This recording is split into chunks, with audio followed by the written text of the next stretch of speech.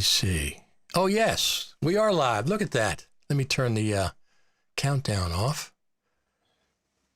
FCP TV Live today. We have to my, I pointed in the right direction. Brad Olson, all the way in Utah. Other way. That way. Yeah, there you go. And my name's Richard Taylor. We're going to talk about Final Cut Pro, of course, today on FCP TV Live. Specifically about, what are we going to talk about, Brad? Do you have an idea exactly what we're going to talk about today? I don't know. Your video, I think, says something about what features are going to be removed in 10.6 of Final Cut Pro. So why are we talking about that? Well, I've been joking about this for a while. With the last release of Final Cut, there was a new feature, which was the ability to upload to social media. And what we've learned was that it wasn't so much as a new feature as a feature being taken away, which we used to be able to upload directly to social media sites from within Final Cut. You would just create like a little login and you'd be able to export to YouTube or Facebook or Vimeo directly from Final Cut. In fact, actually, I was going through some release notes, and there was even some Chinese video websites that at one point were supported with this feature. But basically, you could just finish your edit during the day and hit export, send to your YouTube channel or whatever, go to bed, and they would do everything for you. At least that's how it was supposed to work in practice. And a lot of people are wondering why now with this new feature, it's just a preset and it just exports a regular video that you then have to turn around in a web browser and upload. Right. It seems to have stirred the pot with a lot of users. I understand that it was more convenient before, but as we were trying to go live, I had to go in and change all my Facebook settings because they changed something that I wasn't aware of. That's why it took a little longer for us to come in live. And I think YouTube does the same thing. They changed I don't know if it's the API or whatever. So it was like a moving target, and Final Cut has not been updated. It can't keep up with that specific feature. Now, I've got a question for you. If you use 10.4.9 or 10.5, can you still use it? Because they had that feature. I was going to test that, and for a job I'm doing, I had to upgrade to 10.5.1. So I don't know if it works in like 10.4.10. If somebody's still got that, I still have it, but I haven't tested myself. I can't remember if I've used direct upload to YouTube recently, so I don't remember. I mean, yeah, it is absolutely is convenient. But one of the things, go ahead. Yeah. I was just going to say, so that what you're saying exactly is my experience. It's been years since I used it. When the first couple of times I used it, I thought it was really awesome. But one of the biggest problems was it wouldn't work, or it'd fail on export, or fail to upload. And so I finally just gave up on it and did it the manual way. And that was probably many years ago. And I mentioned earlier that I've been through the release notes. And I was actually surprised to see a few instances where in the release notes it says, updated the YouTube sharing, fixed this, resolved this issue with YouTube sharing. So I think it just got to a point where they're like, you know what, we're sick of always having to, do some quality assurance check on this feature. Yes. And having to keep patch it and fix it. And you can't blame them, Yeah.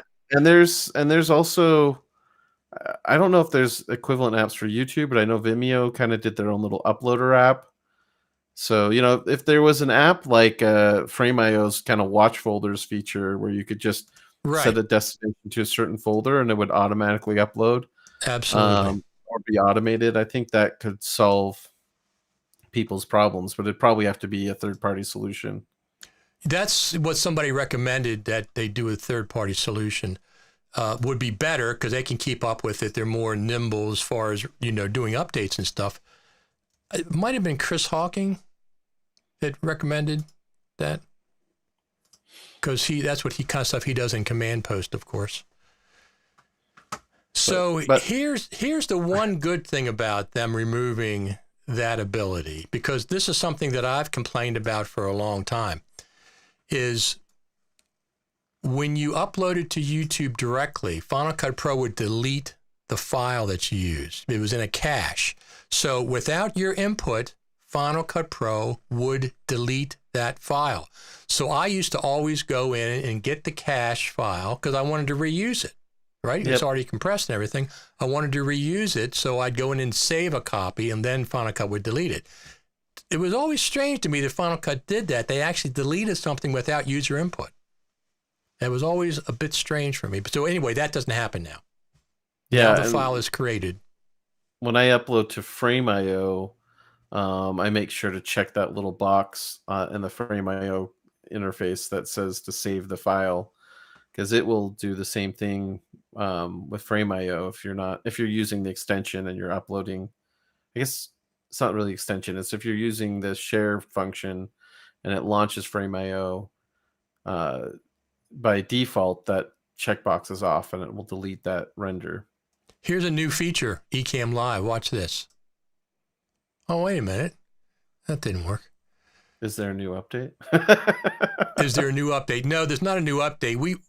10.6 I put in it because that's what I think the new update is going to be called. It could be 10.5. It could be 10.11. Final Cut Pro 11. Who the heck knows? I just put 10.6 because I don't think they're going to add it. I don't think they're going to. Let me see something here. So Eric Emmerich says, get rid of events. I use them just fine, but don't understand why they are needed. Now, of course, this is wrong answers only.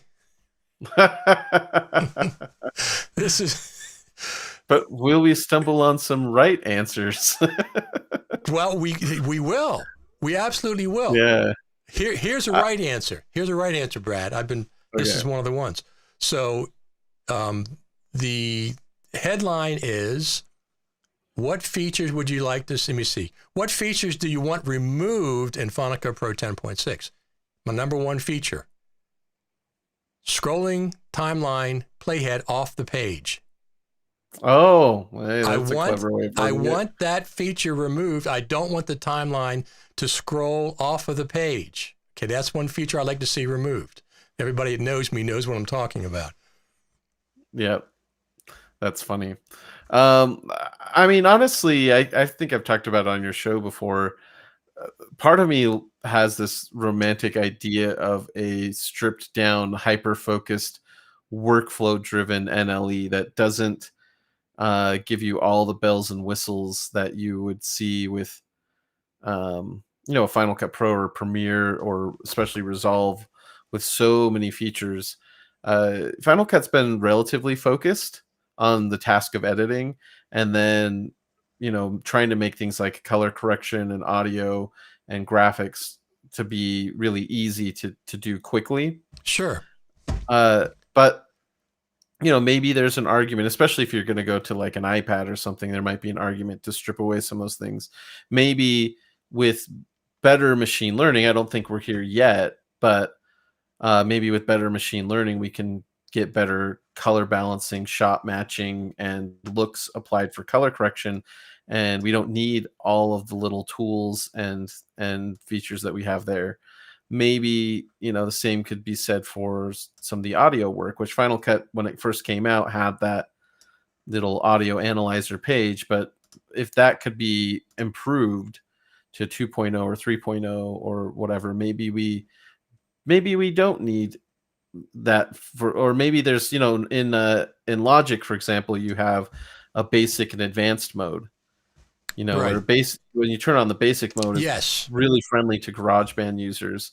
Exactly. So perhaps it's something like that where you just tuck away a bunch of stuff that and it's not necessarily, I would argue it would be geared more towards professionals, because it would just focus on professional editing as a specific task rather than everything else that editors are now having to do and content creators are having to do.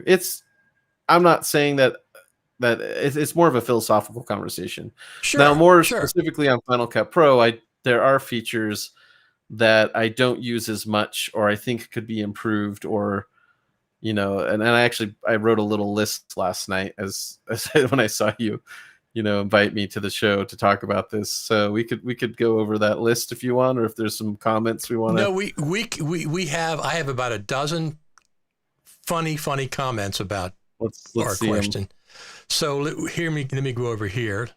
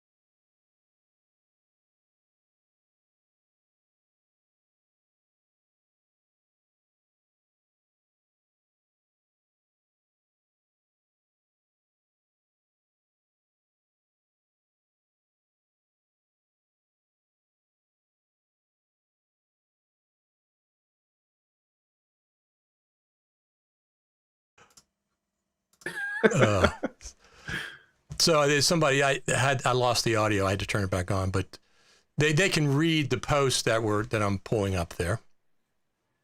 Oh, you lost the audio on the feed? No, in Ecamm, when I switched the scene, I had the audio muted, but they can still read what the things we were doing. I'm looking over there, no audio. Now it's back. Okay. I had it muted. I thought I had it, right. It and put it back in later. Yeah, I'll go through them again so we can comment again. Yellow signs, yellow warning signs, no more damn info. Okay, there's one. Scrolling timeline, definitely that scrolling timeline we all hate. Yeah. Then this is a good one. Final Cut Pro spinning beach ball. We definitely want to get rid of that. Import and share icons. We want to get rid of that. The play button. Get rid of that damn pesky play button. Yeah, it's always in the way. And goofy 3D and animated text and useless 360 modes that I've never used those. The magnetic timeline, I love this. Cancel the magnetic timeline and replace it with a black hole. Any small clips near big ones just disappear. There you go. I think that's the winner right there. I think that's the winner too. Here's another one. I love monochrome. Let's take away colors from rolls as well. Karen Sereno said that. Get rid of color. Let's get rid of color completely. This gives, why not? And here's Brad's auditions, the event viewer, the precision editor for starters. And then Bradley Hudson said, you don't like auditions? I use them a ton. Are you being funny? And Brad said, yes, I'm just being funny, of course. So on that note. Okay, that's fine. Do you use the event viewer? The event viewer. No. I used comparison viewer. Yep. Comparison viewer is great. I use the comparison viewer. I do not use the event viewer. So yeah, the event viewer was pretty quickly added to Final Cut Pro. I think might have been the first update, or it was pretty early on. And it was when Final Cut first came out, it had a single viewer, and everybody was really mad. Where's my 2-up? Where's my? I need Right. I need my source viewer, and I need my whatever that was called in I can't even remember, in Final Cut 7. Anyway, it had 2 viewers. Preview, right? Preview monitor? Was it called preview? They had a source viewer and I guess source and record is the tape deck terms. Right. And then I think they called it a canvas viewer or something in Final Cut 7. Yeah, I think you're right. That sounds familiar. So anyway, so they were like, oh, okay, they had it on their list, and Apple built an event viewer and they threw it in, and I popped it open once and thought neat, and then I closed it because it's like with skimming, real quick back and forth between the browser and the timeline, I never felt like I needed it. And because you had film strips, that between the film strips and the skimming, I'm like, I can move between those. And some people are like, well, it's nice to be able to see, the outgoing clip, or the versus the Right. clip you're about to put in. Right. I get it. I don't know how many people do it that way, but like I said, with film strips and the skimmer, I'm like, I can move that around nearly as fast as my eyes, so I don't know why I would care. So I actually would be fine if they secretly got rid of the event viewer, but not the comparison viewer. I think the comparison viewer for color correction is great. Right. That could be even improved from where it's at right now. Yeah, I agree with that. Yep. I did mention auditions in there. Auditions is it's more of a personal joke because I don't use auditions as much as I know I should. I don't know why. I just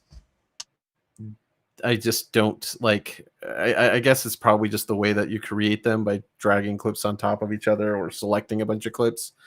I can see good arguments for using it. For example, if you've applied a different effect or color, and you want to duplicate that clip with a different effect and you want to show an A and B, then auditions is a really good way to do that. Obviously, different take, or different B-roll shot or something like that. I tend to be just a little more decisive, and I just move forward, and I don't second guess myself. I don't use auditions much either. However, I would like to see auditions for transitions. Because sometimes I'm not sure the transition I want to use, and you have to put one on, check it out, put the other on and check it out, manually, or, use the keyboard shortcut, one over the other. If you had two or three you wanted to use. Resolve has a solution for that, which is you apply one transition, and you can just select any of the other transitions in the inspector. So that's just like that's exactly what it is. It's like audition for transitions. I'd have to rather than have a ton of different a single transition can access all the other transition options. In Final Cut, there are options like if you put a dissolve on, you can change it to an additive dissolve or a film dissolve, a video dissolve. They have different modes, but you're right. If you wanted, for some reason, like a star wipe or something versus a try out a couple, I buy transitions that I like. I don't buy the cheesy ones, but there's a lot of them out there. Well, I guess that's where it would have to be a little different too, because Resolve is just their built-in transitions, but in Final Cut you can create custom ones using motion. So how does that affect if they did it like Resolve? I don't think it would work as elegantly. So it would have to be like auditions are for clips. One area where I do use auditions all the time is if I'm doing a voiceover or kind of ADR little patch, and I hit, use the record voiceover function in Final Cut, and then try another take, and then I can go through the auditions there. So I wouldn't actually get rid of auditions, but it's definitely underutilized by me. Another feature that I think, is there anything else you have to say about auditions? I think we covered. How can they improve them that you'd use them more? Is there anything they could do that would make them you'd use them? I think it's just the fact that when I kind of make a decision to go with a certain take or a certain thing, I kind of stick with it. Okay. And because if I've organized correctly in the browser, if it is like, hey, can we pull up that other take? I can find it quick enough, so I don't feel like it has to be in the timeline. Like I want to give them every line reading in the timeline. It's like just go back to the browser. Sure, that makes sense. Those real quick, and then if I need to do a replace edit, I do a replace edit. So we had one comment that I want to put up here. I miss the old out of memory pop up in Final Cut Pro 7. That's adding another. It's a feature I'm glad they took away. Somebody said, do I have any more? There's a couple of other ones that I had. Somebody said dupe detection. And I said, that's another, wait. I said, wait a minute. And he said, well, you said wrong answers only. I said, oh, okay, that's right. Yeah. Yeah, so I don't know. I think there's plenty of people who use auditions all the time, especially people who probably have peskier clients that want to see every alternative everything. Yeah. Uh, so here's one that I'd love to talk about is the precision editor. I find a lot of people will post a comment on in the Facebook groups, and they're like, "What happened? What is this? What? How did I get in this mode? I clicked on my edit point and Right. this popped up. I don't know where I am." And they're like, "Oh, that's just the precision editor. You can close it this way." And the precision editor was a really cool looking design concept, but it has and I've talked about this on the show before, it has a huge fatal flaw, which is that it's not JKL keyboard driven. And if you could just use the keyboard and play back and loop on an edit point instead of having to click the out point, if you could hit an O key or an I key or something like that, I think it would be a lot more useful to figure out a good way to drive it from the keyboard. And then you could just hop to each edit point, and then it Sure. would be very much like dynamic trimming is in Avid, Avid. That's which what people everyone loves. compare it to. That seems to be the king. Is the Avid version. Yeah, it's just kind of it's kind of neat on an iMovie on an iPad, and especially if you got like an Apple Pencil or something, it's kind of fun Right. to have that tactile interface there. I feel like when you're in a desktop environment, even though skimming and clicking is fine, it's like when you're in that mode of where am I going to put an out point on the outgoing clip, where am I going to set my in point on the incoming clip? I think it has to be something that is keyboard driven, so you can stay in the flow of it. And I think that would, it's what Walter Murch talks about in his book, The Blink of an Eye. So we're never going to get Walter Murch back, are we? No, I mean so he went off and did Tomorrowland on Avid after leaving Final Cut 7. He used Final Cut 7 on Particle Fever. Then he did Tomorrowland, which was a job he was fired from. I didn't know that until more recently. And then and it wasn't his fault. It was the studio wasn't happy with Brad Bird, so they threatened him to make changes by getting rid of his Okay. editor. So I don't want to like cast and it was the first job Walter Murch was ever fired from. So there's some YouTube interviews about it. It's pretty funny to hear his story. And then he went and did this documentary Coup 53 with I think the director is he's from the Iran, I want to say. And it's just about UK and the US's involvement in overthrowing the Iranian government in 1953. And 53. Okay, that was. Yeah. he cut Okay. that over several years in Adobe Premiere. And Adobe, from what I understand, he had like a direct kind of lifeline from Adobe. There was literally engineers and people patching code for him as he worked in Premiere, which hopefully trickles down to the rest of the Premiere users. But Right. it's Yeah. not a You don't want just. luxury. It's not a luxury Apple would probably provide him with. In fact, when we've talked to some of our friends about working on Focus and Whiskey Tango Foxtrot, it was very much like, here's the, download it from the App Store. Good luck. Well, I just watched that recently. That was the first FCPX Creative Summit that I was at. And the Apple offered them, well, yeah, why don't you get Apple Care? Yeah, they have a Apple Care for Pro apps. Right. I don't know how good it is. They didn't We they have didn't quite because get I'm what like they were.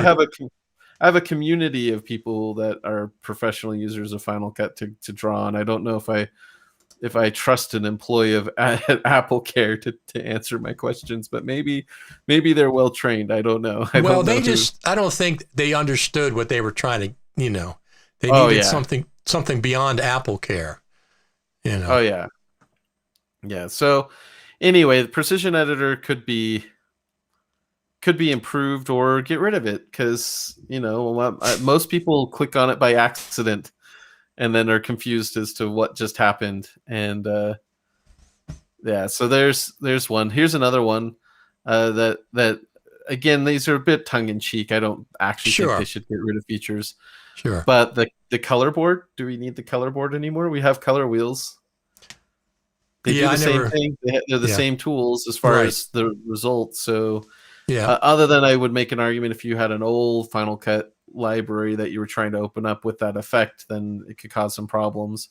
But the color board has an interesting history. It was originally not on the effects page. And in fact, the very first version of the color board, you couldn't even change the order. You could add as many color corrections as you wanted, but you couldn't okay. change the stacking order of those effects. And it had its own interface. And then they made it an effect. And then in 10.3, they put back a little color icon. And then I think it was 10.3 they did that. Maybe I'm wrong, but 10.4 definitely they had to have. And then we got the color wheels and the curves and whatnot. So, color board is not something we have to have. Although I will say, I think the color board would be really cool on an iPad with the pucks. And I do like sometimes just doing a simple gamma or sort of exposure adjustment on the color board's exposure page, even though Right, the right, wheels have those little handles on the side or whatever they are, the little arrows on the side. I find that the color board's interface for just quickly making adjustments is nice. But some people say I would use the curves because it gives me better control anyway. right. Uh, And then this one, somebody commented on the 360 video stuff. The Of course we know Tim Dashwood was doing VR plugins for Final Cut and then got brought Right. in Yep. to the motion team. And 360 video is his baby. But my big question right now is: are there any VR goggles that are officially supported on the Mac platform? And I've seen that come up and people saying that they're no longer supporting the Mac with like the Oculus. Really? So there's none? And There's I zero? I don't know. I maybe there are. I've just heard that that's a recent problem, and I don't know if they're supported on Apple Silicon. So if we can't use VR goggles, Why why have do a. we have 360 video? There's an argument to be made for it, which is, Steve Martin's done some demos where he shot 360 video and then showed how he could pull out different coverage, like show himself and show what he's looking at. Right. And plus, you can still use just the 16:9 frame Yeah. if you wanted to. Yeah. Right. But if VR goggles aren't supported on the Mac, then it's kind of funny. Well, don't you think If Apple's somebody's doing the. watching and can correct me if I'm wrong, or tell me what's the deal there? Is there Well, I keep hearing Apple has their own VR goggles coming out. the AR VR glasses? Is The that what Apple it is? glasses? Is that what it is? Or no, I saw something Yeah, this I've morning seen about rumors. goggles. Yeah. I've heard about the glasses, which would be more of an augmented reality approach. Okay. But anyway, I don't know. There's a future for 360 video. I just, like I said, a little tongue in cheek.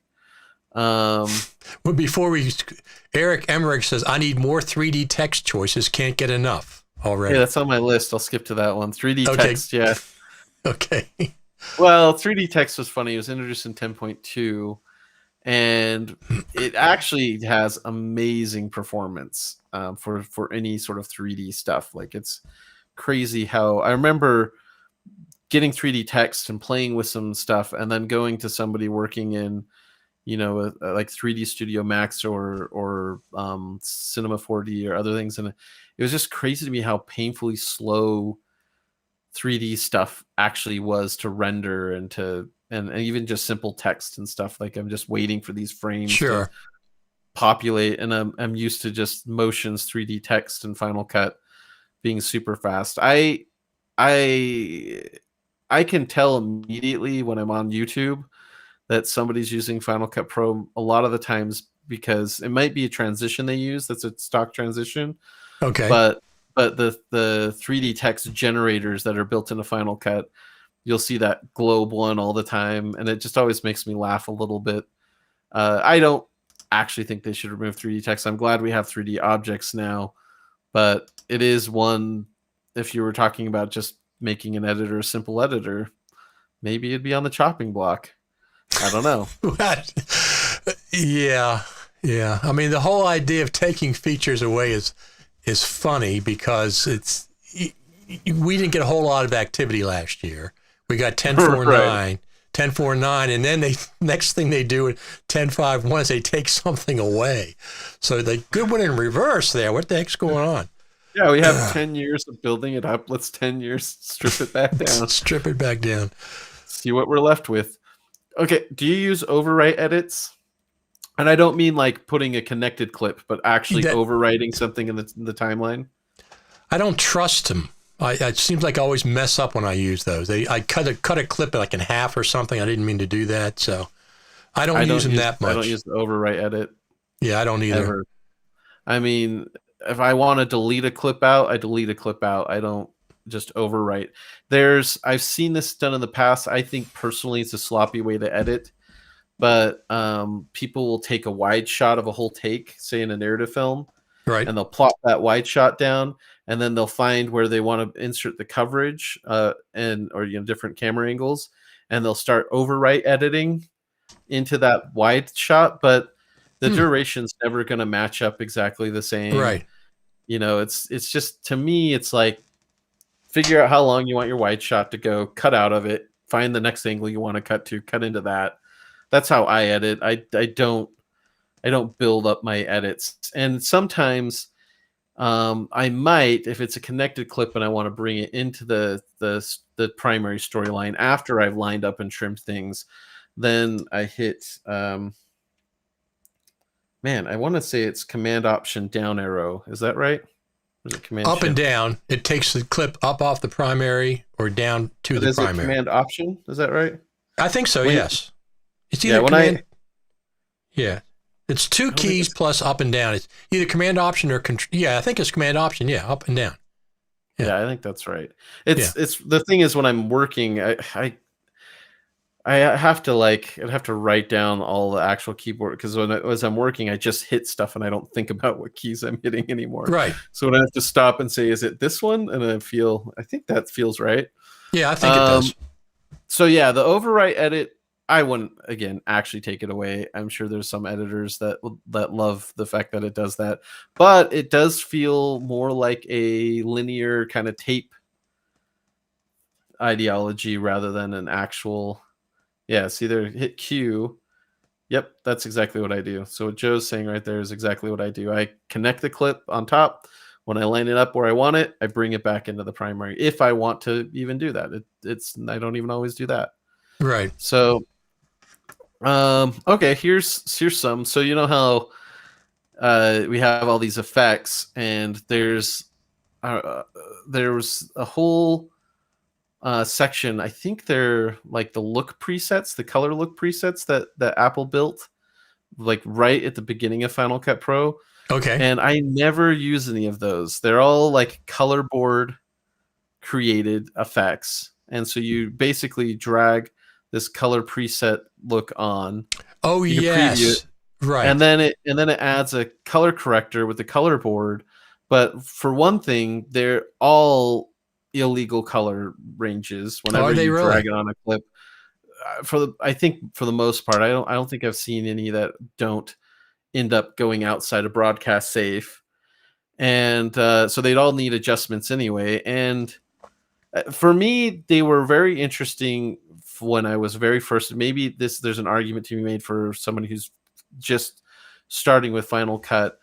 It was interesting to look at these preset looks, just to pop them open and see how they were, like how Apple was using the color board to create a certain look or effect. So it helped me learn the color board at the very beginning. But again, if I'm getting rid of the color board, then I can't have the color look presets. So that's I think true. Yeah, they were in the effects browser, right? Yeah, they're still there. They still are? Okay. Yeah. That's what I'm saying. I forgot about that. See, you didn't even remember. Yeah. And then my last one on my list is the import window. because I think most people just drag and drop their clips into the browser and never pop open the import window. Well, one thing about the import window, I wish we could make a new library there.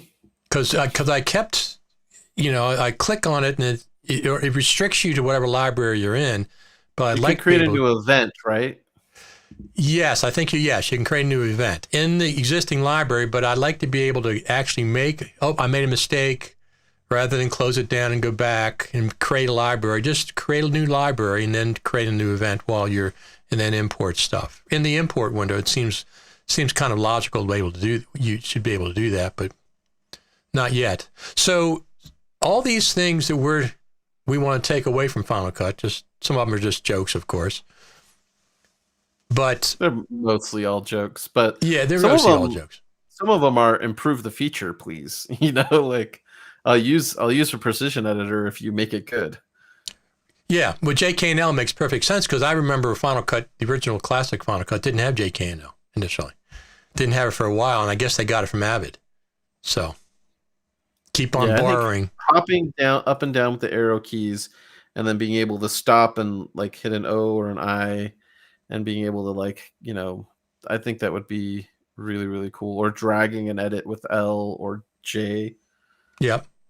That could be really cool. And then just stopping right there. That's kind of how it works in Avid, is if you select a trim point and you hit L, it'll keep dragging out an out point until you stop, or you can roll it back by hitting J and then you hit K and it stops it. When was the last time you were on Avid? Oh my gosh. Yes, exactly. Me too. So I used Avid between 2001 and 2003 or 4. Okay. I used it since then. I think was the last time. So yeah, it was a 3-year period, and it wasn't at home. I would use Premiere, and then I was working on an independent film, and also doing an intern at a video production company. Okay. And they let me cut my short film on an older Avid that only had 2 tracks of video and 4 tracks of audio. And every time you wanted to add, so they used this older machine for ingesting stuff, and then they had their newer Avid, which they would actually edit on. So that older machine wasn't being used a lot. So they're like, hey, why don't you cut your short films on it? And in order to add more video or audio than the 2 video tracks and the 4 audio tracks I had, you had to down mix everything. And then you could add so if you wanted to do sound effects and then you wanted to add music, you'd have to keep down mixing, which was not a fun way to edit. My whole Avid experience, I had it later than you. I had it probably about 2011, 2012. And, the titler was horrible. I remember that. It was like, what? That was when Final Cut 7 was out, I think, when I was using it. Premiere's, I don't know if they've improved it, but I remember Adobe Premiere has had terrible titling tools as well. Well, did Premiere use... Especially coming from Final Cut Pro 10, it was like Premiere Pro's titler was just awful. And one of the things that drove me nuts about it is it worked kind of like compound clips, where if I copied and pasted a title and then went to edit the pasted title, it would edit the first title on the timeline. So you'd have to duplicate it in the bin first and then bring in. Okay. Whereas in Final Cut, you duplicate a title and you edit it, it only edits that title. So I get what Premiere was doing, but it just was driving me nuts. But also because it had that horrible interface where it's just a freeze frame, which Final Cut 7, you would use the Boris title or 3D text titler. It wasn't actual 3D text, but I think it was called a text 3D titler. Right. And it was a little bit better, but again, you're just kind of referencing a still frame, and then you're trying to position it, and then you play it back in the timeline. Final Cut Pro 10 out of the gate had a really great titler, but it took them a couple updates until they fixed a bug, which was when you would close your library and then there's project and events. When you close Final Cut and then relaunch it in your project, the font would reset in the text. Do you remember having that problem? That was a bug that persisted, I think, for 2 They fixed it on the second update, 10.0.2 fixed Okay. the Okay. font reset problem, which was just would drive me crazy. And how long did it take them to fix that? Because that's a big one. Do you remember? So it was released in June. I want to say it was a couple months till 10.0. It was before the end of 2011 that they fixed it. Okay. And then because 10.0.3 came out, I think in 2012, but I think it was 10.0.2 that fixed that bug. Okay. And then another bug that they had when they allowed you to copy and paste. It wasn't, I don't think this was the very first version. It was later when they were letting you like copy and paste color effects. You would export your video, and any any pasted color correction effect would not render out, so it didn't have any color correction applied, if that makes sense. So is if you're like, okay, I like this color correction, let's apply it to these other clips, and you copied and pasted, it's on the ones that you pasted it on, it didn't read it on export, Right. which was super fun. One of the things I always liked with Premiere when I used it, I guess they still have it, is if you if you add a transition and you have no handles on the clips, you could add freeze frames automatically. Oh. And then transition across. Because I do that manually in Final Cut now. You have the option of adding freeze frames to make the transition work from both clips, one clip or both clips. I'm a fan of that. I like that a lot. I mean, at least giving you the option when it pops up. What would you like to do? Would you like to add freeze frames, or I wonder if that causes like translation issues when you go to like resolve or something. Well, that could be. Well, but if it made the actual freeze frames, I mean, that's not that difficult. So one thing I want to do before I forget, I want to plug, let me see where it is here. I want to plug slides. I got to look at my thing. Here we go. Patrick Southern's has a survey over at SurveyMonkey from Frame.io, video projects feedback process. And here is the actual URL, surveymonkey.com/r video feedback process. He's asking for people to give feedback for Frame.io project he's working on. And since he's our friend, have you filled it out yet, Brad? I haven't. I've seen it. I've been a little bit busy, but I plan on filling that out today. Yeah, I will for Patrick. So I wanted to make sure I got to that because that's I told him that I would do that for him. So there you go, Patrick. It's for all the time that you've come on Final Cut Pro TV Live. And then we got a comment here. Photoshop is the next best tool for Premiere, fast export PNG. Of course, people say, well, all these millions of people or whatever use Premiere. And I'm saying, no, they use Photoshop and After Effects. Premiere's a freebie. Or InDesign, or there's so many Adobe applications. But I do think it helps the growth for Premiere because it's like I'm already paying for the creative. Sure, exactly. No, it absolutely does. But I'm saying they don't buy it for Premiere. That primary, it's a secondary or it's a default. They just have it, because they're Photoshop. I mean, how can you get along without Photoshop if you're in any kind of graphics thing? I mean, I don't use it. I use which one do I use? I use not Affinity, Pixelmator Pro. That's what I use. I like that one a lot. I've got used to it. That's how I do all the graphics for the beginning and stuff. Like Affinity Photo, and then Pixelmator Pro came out. Okay. And I just couldn't. And I have Affinity Photo and Affinity Designer, and I couldn't justify upgrading to Pixelmator Pro after already having those applications. But so I like Pixelmator too. Ernest White says Premiere still crashes too much for me for use in production. I haven't been on Premiere for quite a while, but I keep hearing that from people. Jobs. Yeah, I had a few jobs in Premiere last year. It's not fun. So speaking of that, so one of the things I wanted to talk about. Just mentioned, I've mentioned it prior, is that over the Christmas holidays, I went and got Resolve, right? Yeah. And if you know, here's one we missed.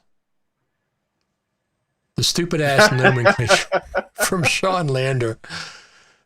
Sean doesn't like it. Projects called project. He wants project to be a project, not you know. Libraries, events, and projects. He's big problems with. I think projects, timelines or sequences makes a lot more sense. And even to complete new users, I find myself stumbling over calling it a sequence or timeline a project, because they're like, well, I'm working on my project, and I'm like, oh, okay. And then I say, so what you want to do is create a project. Oh, I already have my project. No, I mean the timeline project. It's right. It's funky, and hey, you dropped the 10 or X, you dropped the X. Why not drop the term project and give us back? Resolve calls it timelines. I think that can be a little confusing because you have an actual space in your interface that's referred to as the timeline, and you can open different things in the timeline besides just an edit. Right. But calling it a sequence, just going back to that, I don't see why that's confusing. But yeah, I guess I just use the term timeline when I'm talking about Final Cut all the time. Yeah. But I guess one of the things that I wanted to just mention is that, let me see if I have this up here. The graphics. So one of the things that typically has happened is whenever there's a new version of Final Cut comes out, right? We always could count on Ripple Training having stuff the very first day. Well, 10.5 came out, nothing, 0, because there's nothing there. But this one, they just came out with this now, DaVinci Resolve 17 Core Training. And one of the things they said, they're the only official Blackmagic design training course for Resolve. Wow. Ripple Training is. So there's no official Apple training anymore for anything. They've dropped it, at least so far. We haven't seen it. They dropped it. Oh, they didn't do it for 10.5? Pardon? That they didn't do any Nope. training through 10.5? They updated the Logic Pro 10.5 book, but there's no official training for Final Cut Pro. It was dropped a year ago. July will be 1 year. They've dropped the training, and then here's Ripple Training, who's typically always, at the forefront of Final Cut Pro stuff, doing a training and stuff. And there's no official Apple training, but Ripple is now Blackmagic Dissolve's only official training. That's super cool, because Blackmagic was doing their own training. Like when Paul Saccone was there, he did some training stuff, and there was some foreign language training stuff. But to just kind of, and I know that the Ripple Training guys are friends with the Blackmagic folks, so for them to make that deal is really, really cool for their business. Well, I bought DaVinci Resolve 17 from B&H with the speed editor for $295 for both. Haven't got it yet. I ordered it. What? No, I have not got it. I got an email from them today saying it's still back ordered. I'm not overly concerned about it. I'm using 17 beta. They just updated it again. I think it's not in the 10th update they've had in 6 months. So I just use that. It's, for what I'm doing, it's stable. I'm not doing, 16-track multicam or anything. So it's fine. And I don't really know if I'm going to use the speed editor. I don't know. I've seen some articles about it, whatever. Ripple has a specific tutorial on it. They got just a speed editor. I like the edit page, okay, in Resolve. I like it, and I'll tell you why. It's got a scrolling timeline. The edit page does not, but the cut page does. Well, you can turn on. The edit page doesn't have a scrolling timeline, but the cut page does. I think you can turn it on the edit page. I asked Tony. He said no. I couldn't find it.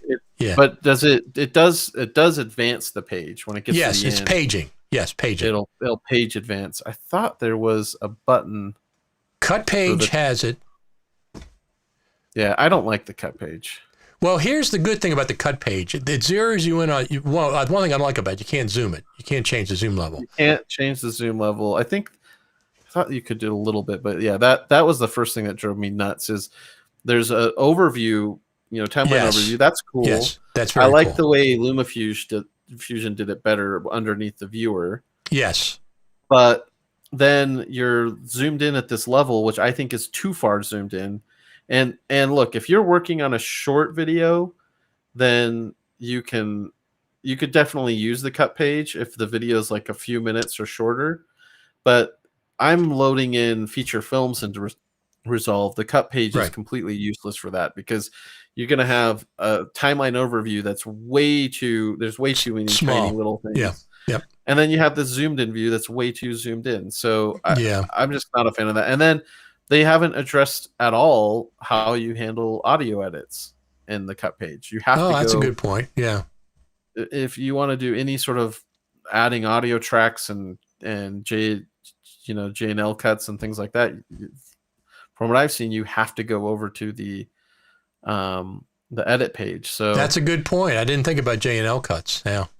And yeah, so there's some funkiness to it, and there's some cool things, and it is, it's something that I think they could build on. And at the last event that Grant Petty was talking about this, he did say that there's an eventual plan to kind of merge the two or bring the cut page features over to the edit page. Okay. But I think it needs a lot more evolution, and I think it needs you need a lot more control. And the other funky thing about it too, you mentioned you're getting the speed editor, is Final Cut 10 looks, or I guess now it's just Final Cut Pro, but Final Cut Pro 10 when it came out was looking to the future of editing and saying we're all clip based and how do you skim through and manage digital files.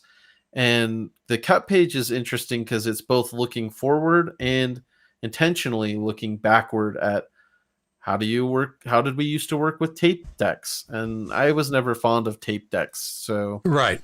I mean, I guess my experience with tape decks is was so imprecise. You'd be like 5 frames off on your cut points.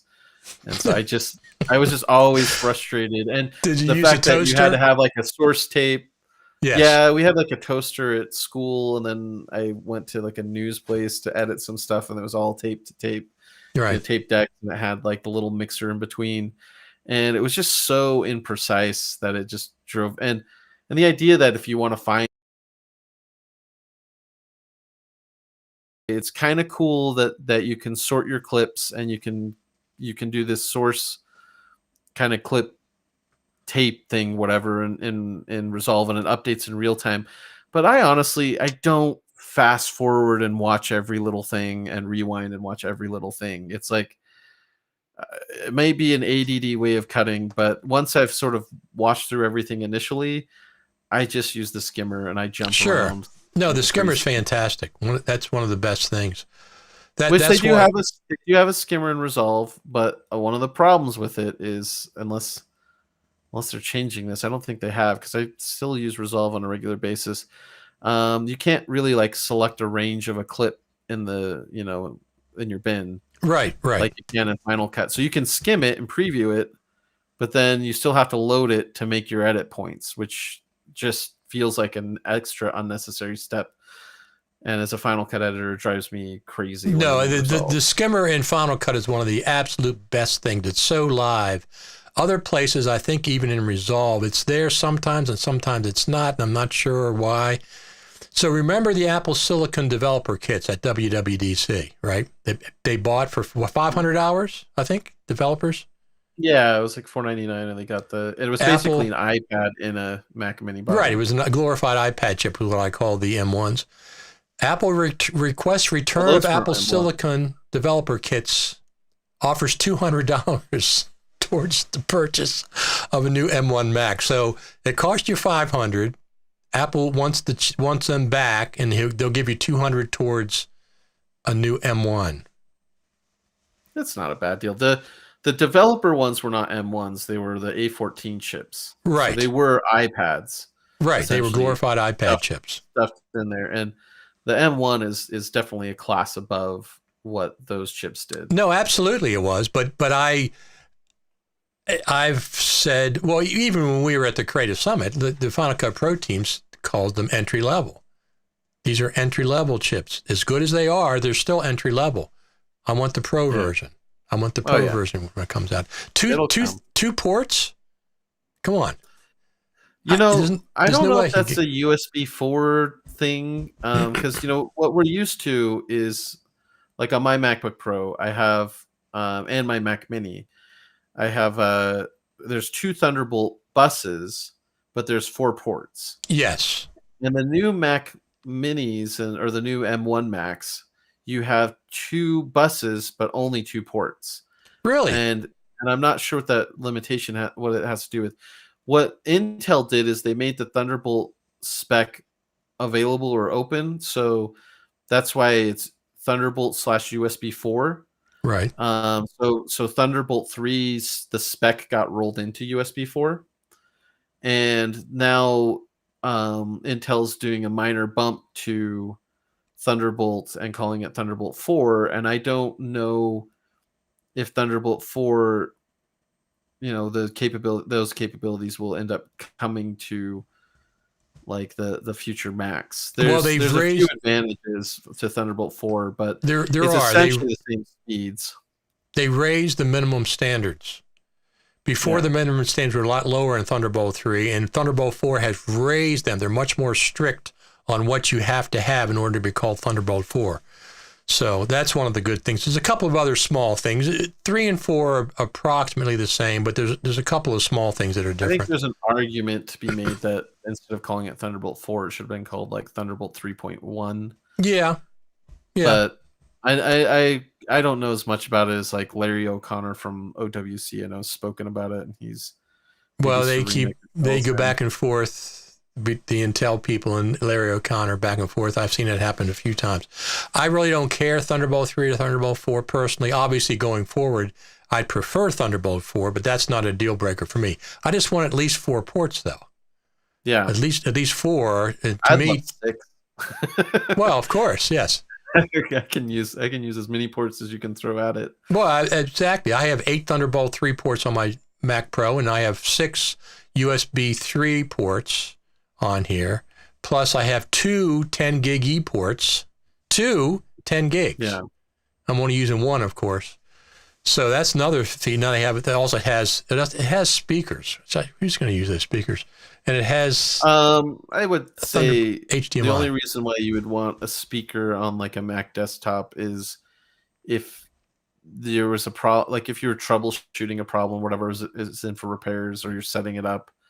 That's why you would want a speaker, is just to be able to check to make sure that there's not some issues with the sound or there's little feedback sounds or whatever. But yeah, I agree. I mean, you're going to be plugging into something else as opposed to like a MacBook Pro, which is like, I love having speakers on that. But so one of the other things I'd like to see them get rid of, talking about getting rid of features, is Control V. Control V brings up the animation lane. Oh, yeah. I'd like to, I think we talked about it before I'd like to see opacity handles right on the video clip, like Resolve has. Yeah. Just like the audio clips have it.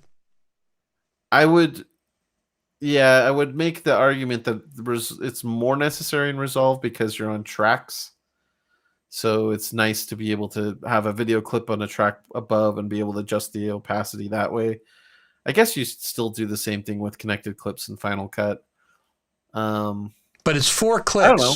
It's 4 clicks to change the opacity that way. You know what I would want is if you did that, I would want the ability to turn that on and off in a timeline viewer so I don't accidentally, zero out the opacity of a clip. I also don't like it when people with audio clips, like connected audio clips, I don't like it when people just take the rubber bands and zero them out for the whole clip. I'm like, either delete it or mute it, but don't just like zero out. So I could see people doing that a lot, You mean which in would annoy. Resolve? No, well, either, but in Final Cut, I don't like Audio. it. Yes, because there's a very specific reason why. You can turn off audio components in the inspector. You can hit V and disable a clip Right. in the timeline. So it's like that's a quicker way to zero it out. Yes, it's a very good way. But also when you are making an AAF coming from Final Cut and going to Pro Tools, if you've just like gone and rubber banded a bunch of clips, Right. those get passed through into your AAF. Okay. And you can have options in like Extra Pro to ignore disabled clips, but you can't. That just creates a big giant mess. So I'm like, look, clean up your timeline. Don't do that, please. Just stop. Okay. So yeah, and there's a comment accidentally to that with using Premiere. So if they did like an opacity adjustment on the clip as an option, I think that's great, but I would want to be able to, in the timeline view options, have a checkbox to enable or disable that. Okay. I agree with that. Speaking of, here's the bird feeder. Speaking of that, we were talking earlier about how Logic has advanced features and it has a preference and it has a checkbox X, Y, and Z. So if you don't have the advanced features on, right, it actually has the wooden side panels like GarageBand has. It actually physically shows you wooden side panels like GarageBand, so you're more familiar. So with Final Cut, what I'd like to see is training wheels come out. If you're not in the advanced, if you're not in the advanced mode, like 2 training wheels come out, so they know you're using training wheels, which is fine. Well, see, I mean, this is fine. where my argument is not that the basic edit mode would be it could be used by beginners, but I would make it more focused towards professional editors who are just editors. So it would be different. Yeah, that makes sense. I do like your training wheel idea. Since Logic does it visually, yeah. If I were to do it, I would, like I said, I think even, we're talking about removing features, but I think if you built an edit tool that was more focused on the high end and specifically on the task of editing, and not so much on like for YouTubers, and maybe it's not even Final Cut Pro, but I would definitely have that kind of stripped down. It's all about the edit tools, like the actual cutting tools. Some of the other things like color and audio are more machine learning driven, and the interface and the options, the features you would add are more import export options, as far as XMLs, AAFs, EDLs, whatever else, like making it much more efficient for bringing stuff in from other applications and sending stuff out. I know EDL and like OMF are like kind of archaic and old fashioned, right? But Resolve does all of those things as well as 1,000 other things. And I think that's where I started thinking, what if it was just a hyper-focus tool? So there's or my at least have that mode. Have that mode, not and if you turned on that mode, and of course, if you added those features, then they'd be in the full version as well. But having those features accessible that are more about workflow, more about cutting, more linked into the workflow extensions and things like that. So one thing about Resolve, there's a lot of things I really like about it, but of course, Final Cut's still my primary editor. I like dual timelines. I really like the ability to do dual timelines. But the other thing is the way that you go from the cut page to the edit page to Fusion to the audio page and then the output page is so smooth. I mean, you don't have to worry about switching and selecting timelines. You're always on the same timeline. I find that very smooth, and I think it's more efficient than, the way Final Cut has it. You got to go to Logic, separate app. You got to go to Motion, a separate app. You don't have to do color anymore. You used to have to do color, separate app, but it's all integrated into one. I don't know, that seems like it's so much work to get that to work in Blackmagic. I really give them props for that because I really like it. I don't do much color correcting, a little bit, just basic stuff. I have to learn it more. And I've just started getting into Fusion because I'm opening up some of the titles that they have, the 3D titles and the motion titles in Resolve, and open them up and check them out in Fusion to see how they're put together and stuff. Because that's, of course, is node based rather than the way I'm used to working with layers and groups and folders and stuff. I do use the Fusion page occasionally, and when I accidentally click on the icon, sometimes I'm like, no, because it takes a little bit. That's the one page that takes a little bit to load up. Right. It's crazy. It's amazing. It does all those things. I would be curious to know how many people actually explore and fully utilize each page. It seems like the idea is more kind of group workflow driven. I also would argue that Resolve is designed more for film and TV in mind, and not so much like your individual content creator. Yeah, because in Final Cut, sure, you don't have as many, you don't have access to something like Fusion right in Final Cut, and if you want more, you can step up to motion. But if you're just making your YouTube channel, it's so easy to buy third-party stuff or to use the built-in preset stuff and just keep working. The idea is that you're never really leaving your interface. You pop open a window, you grab the thing you want, you keep working, and you stay in that creative flow. When you hop between pages, it's like you put on a different hat and you're a different person. Right. I can see that. And I think both philosophies are fine. I just think they are different philosophies. Final Cut is more tailored towards the do-it-yourself or one-man band person. Resolve is more geared towards the teams. You're going to have a colorist. You're going to have a sound mixer. You're going to have a composite person. And if you're an individual trying to do all that on the different pages in Resolve, I think it's a lot more difficult to get to that end result. But if you've got a team of people, it's fantastic. You set up your common database, and you can have a colorist coloring away on clips as an editor's editing and somebody's sound mixing. Could get annoying if the editor decides to delete that clip that you've been working on the color page. Right, that's the problem. That's always a problem. So you got to communicate those handoffs. Is Resolve in a lot of Hollywood studios? Not the editing, the color correcting, the DaVinci Resolve. Isn't that used for a lot of post houses? Yes, post houses. Yeah, frankly, when it comes to like what studios have internally on the lot, I'm not as familiar. Probably someone like Chris Mertens or Michael Mansdorf could speak to that a little more.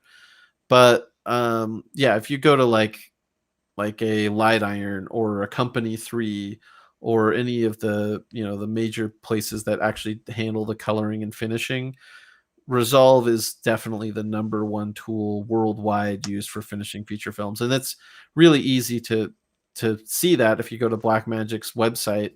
They have all those user stories. And if you look at them, almost all of them are exclusively using the color tools, which was one reason 17 was nice, is they finally, after several years, they finally got back to updating the color page and giving people some new tools on the color page, which had been neglected quite a bit. Right, but they made the color wheels a little bit small. People are complaining about that. The colors, they said they're a little too small. They like them bigger. Yeah, they did redesign the color wheels. Looks a little more like Final Cut 10's color wheels, or Final Cut Pro. Final Cut Pro now. I liked it when the Final Cut Pro team at the Creative Summit says, we dropped the X or a 10 or whatever you call it, but they called it an X as well.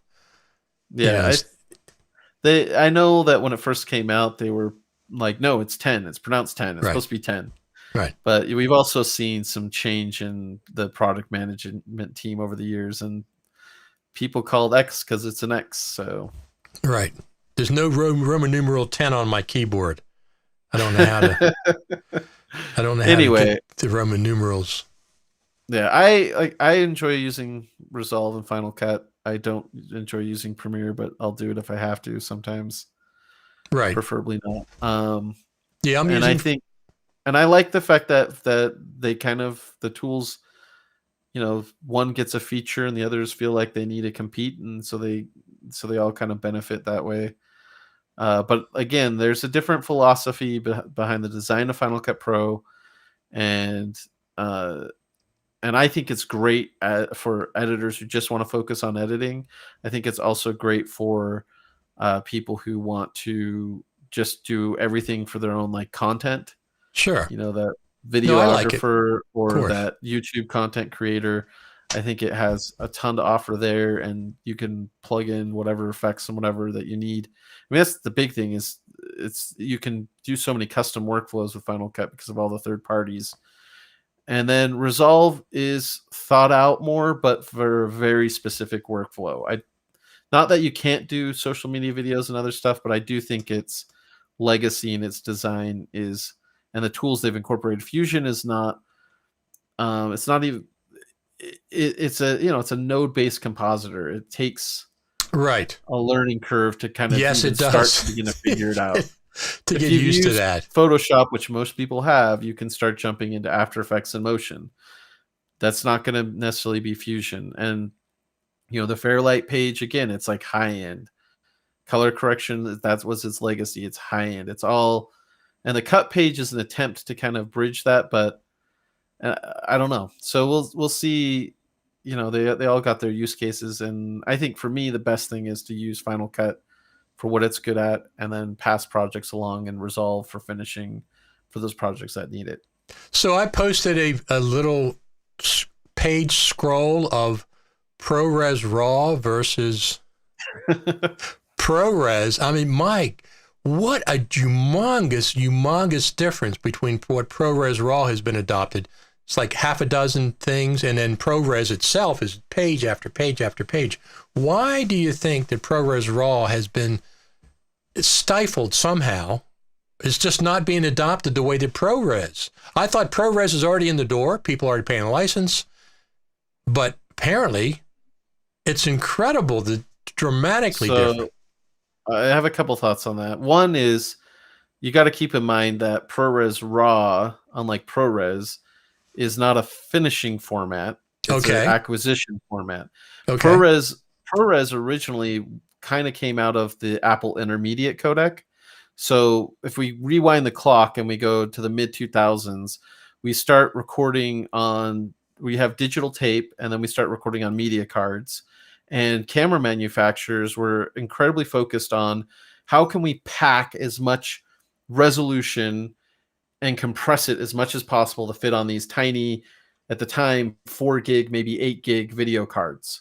That was the focus. So they did all these crazy, especially with the more prosumer cameras. Right. They did all these crazy compression schemes that when you popped it up into your editor in the NLE, you just got miserable performance if it worked at all, if it came in at all. Okay. And so Apple's way around this was, well, let's create the Apple Intermediate codec. I remember that, like sure. HDV and those formats, and it'll kind of unpack it. It'll get rid of the long GOP, compression problem.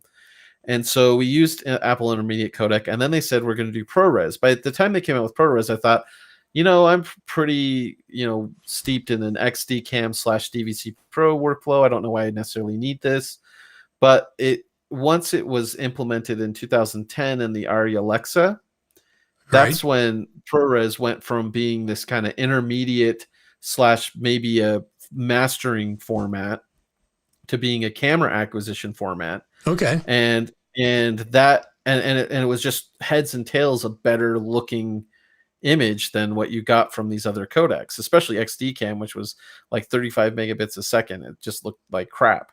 And the other thing that happened that was convenient for original ProRes, and I don't think Apple necessarily, they were just trying to solve the problem of how do we get a high quality codec for video editing, right? They weren't trying to solve all these, like make a camera acquisition codec and do all that stuff. But there was, in 2009, Japan had that tsunami hit, and that not only caused the whole Fukushima, disaster, but the tape manufacturing was shut down. So suddenly, tape was too expensive or unavailable. So HDCam SR and DVC Pro and all that stuff was just not available. Right, I remember.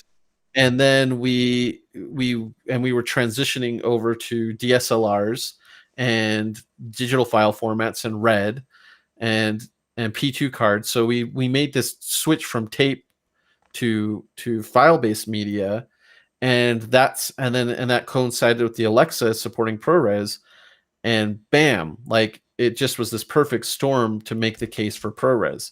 Okay. Years later, Apple's like, wow, people are using ProRes 4x4 a lot on the Alexa to shoot TV shows and even focus, aside from visual effects shots, they decided it would be faster to not transcode ARRI RAW and just go straight to ProRes 4x4, and they found it was good enough for their movie, except for visual effects. Right. And then to address that concern, Apple came out with ProRes 4x4 XQ, and on Whiskey Tango Foxtrot, that higher end ProRes format was used for that, and that kind of got rid of all the argument for shooting in RAW in terms of quality, except for obviously you have to shoot in a log format. You're not getting all the metadata. You're not getting all the exposure and white balance controls and being able to adjust that later and the debayering and whatnot. So there's still this kind of like, it'd be great to have the performance of ProRes, but the access to RAW, and that then thus ProRes RAW was born. But there's a problem. Red has these pesky patents. You think that's what it is? I keep hearing that's 100% what that is. Because let's look at this page a second. Look at the difference. Here's ProRes RAW product 1, 2, 3, 4, 5, 6. But then they're all recorders too. Yes, they are. They're recorders / their daily software. But there's no comparison between the. But you don't just have cameras. You have all sorts of other services. No, that's true. That's true. That are using ProRes. I thought it by now it would have been better adopted, but you're saying you think it's the patent thing. I think there's two things, but first is the patent thing, which should expire in a couple of years.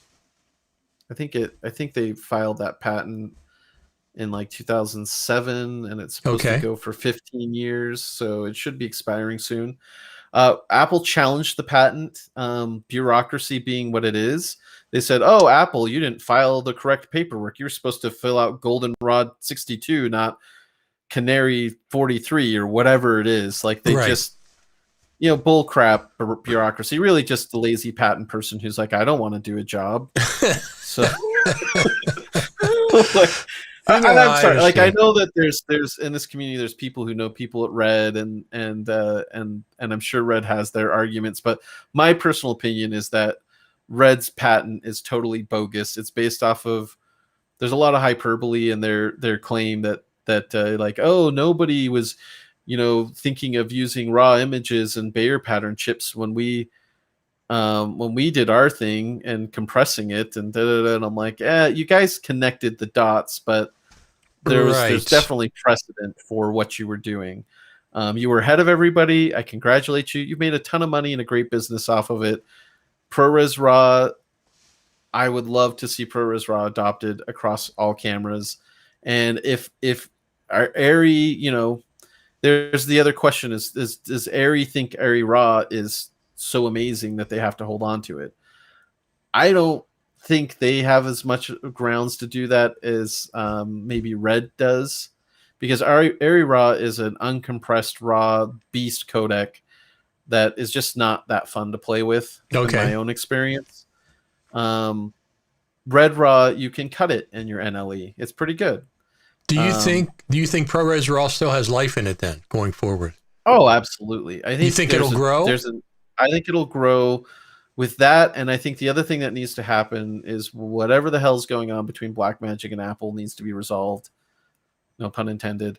ProRes RAW in Resolve and Blackmagic RAW and Final Cut Pro. I think that's a way. Whatever, I don't know if they need to bury a hatchet. Whatever's going on there, it just needs to stop.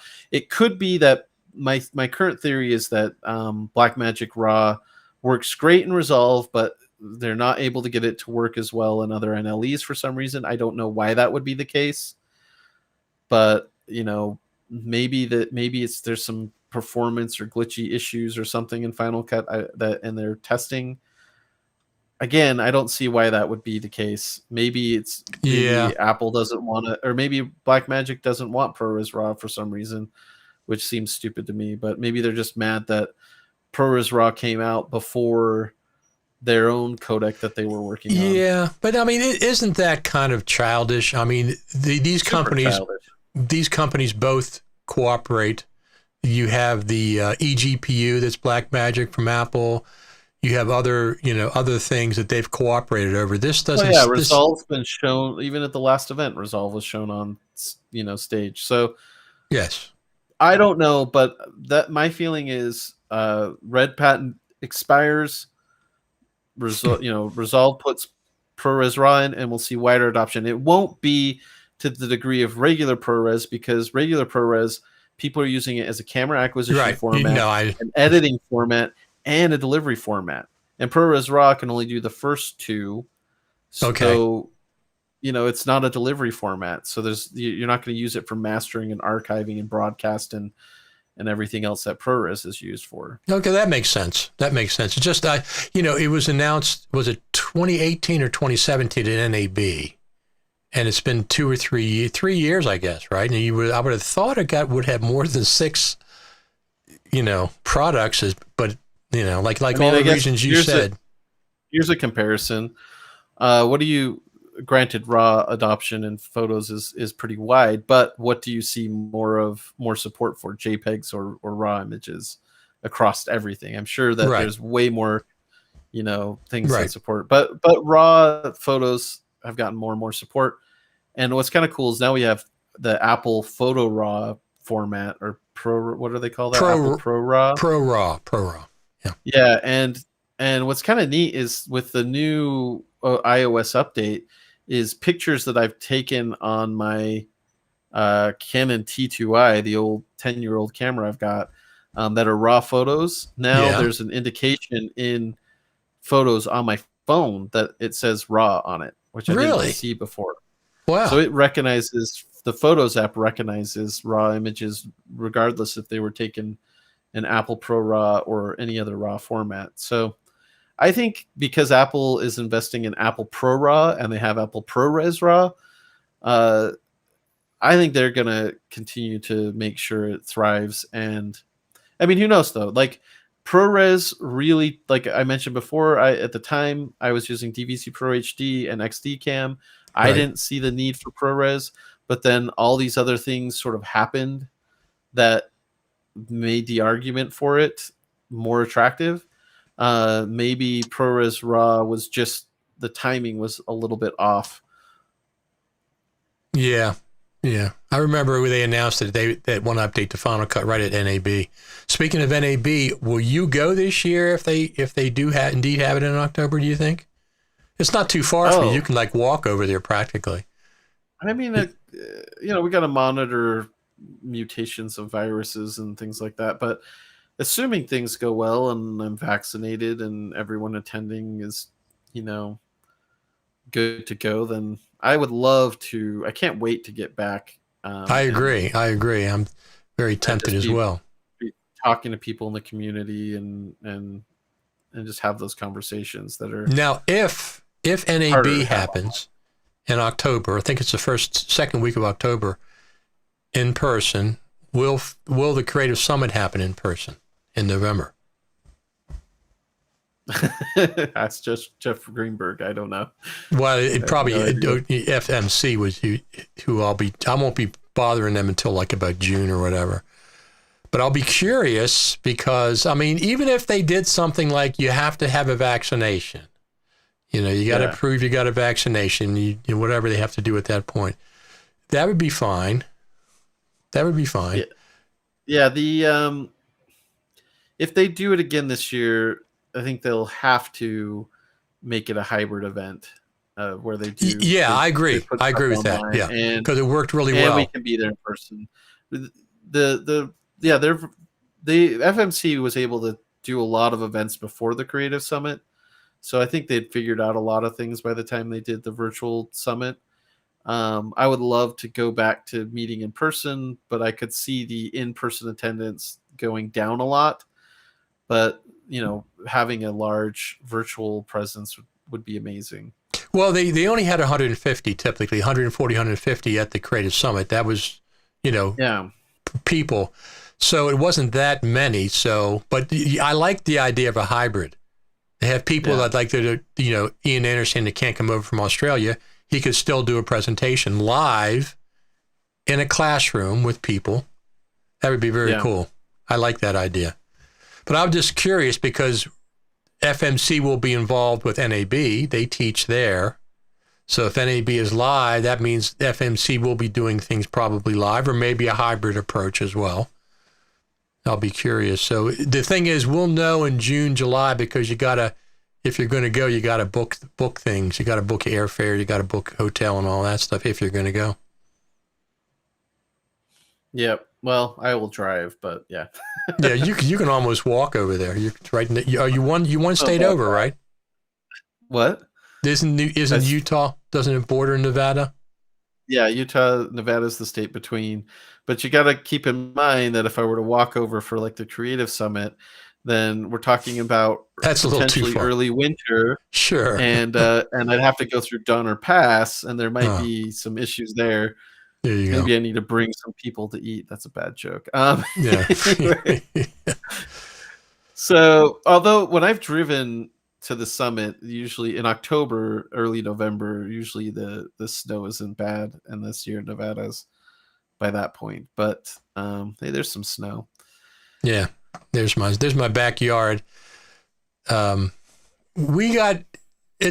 a bird. We got fed we got like 3 different patches of snow over a period of maybe 3 days because I kept taking the snowblower out to do away 2 or 3 inches, do away 2 or 3 inches. The snowblower will handle 6 inches to a foot without an issue if it's light and dry. But if it's wet and heavy, it's like throwing a Slurpee out of it. It won't go anywhere. It just goes, plops. So it doesn't work. Or if it turns to ice. So I just figured I'll go out there and because I can move faster, obviously, if it's only a couple inches. So this year did not much snow. Not much snow. I haven't had to shovel yet. It snowed, but it hasn't sticked here. Okay. It doesn't stick on the ground so far. Okay. Winter. So anything else you want to remove from Final Cut? Maybe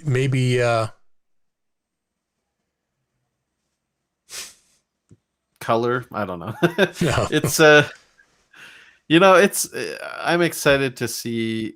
My hope is that this year, either around NAB or maybe for the 10-year anniversary of this new version of Final Cut, right, that we get one of those updates that's like a 10.3 or 10.4, or I think even 10.44. Just one of those where you're looking down the list and it's like, oh my gosh, they've been hard at work with so many things. Yes, I'm absolutely. hoping that that we've done enough with the performance enhancements. We've got the metal support, we've got the silicon, done. I've made the argument that maybe the reason why we haven't seen as many features is because they didn't want to, throw too many things at it that they have to then, support with metal and silicon and introduce a whole lot more problems. But I would imagine, the design team has been hard at work designing features that engineering has yet to put in the application. And now it's like, okay, you're out of excuses. You're up to date. It's supported. It works on all the Macs. So give people what they've been wanting for years. And there's the proxy, workflow last year was a little indication of, they still are they still know the stuff we want. They're listening, but it was just a small little drop in a backlog of things that were like, we could do this, we could do that, we could do the other thing. So as much as I joke around about the removing features, there's a lot that every time they add something like that, like proxy workflows. Yes, I needed that 5 years ago, and it saves me so much headache just having that. I'm cutting in proxies a lot more now with different projects just because it's so much easier. Yeah, and then plus you got the 6K, right? Blackmagic 6K. Oh, the camera, yeah, yeah. But have you shot With any that, 6K? yeah, a little bit. I usually transcode or just shoot straight in ProRes for what Okay. I'm doing. But So they announced this week that Sony has a 8K micro four thirds sensor. Sony just came out with it. Sensor? Micro four thirds, because they were talking about it in reference to this will be the one that the GH6 uses. 8K micro four thirds. I mean, I don't care about resolution at this point. 4K well, as has long been as fine. it doesn't do what Blackmagic did with their 12K sensor, which was, it's every review I've seen on the 12K camera is you have to run the denoiser and resolve, no matter what shot it is. They're like, okay. No. Because the pixels are so tiny and that the Okay. image just has noise. And like, you get resolve so you can run.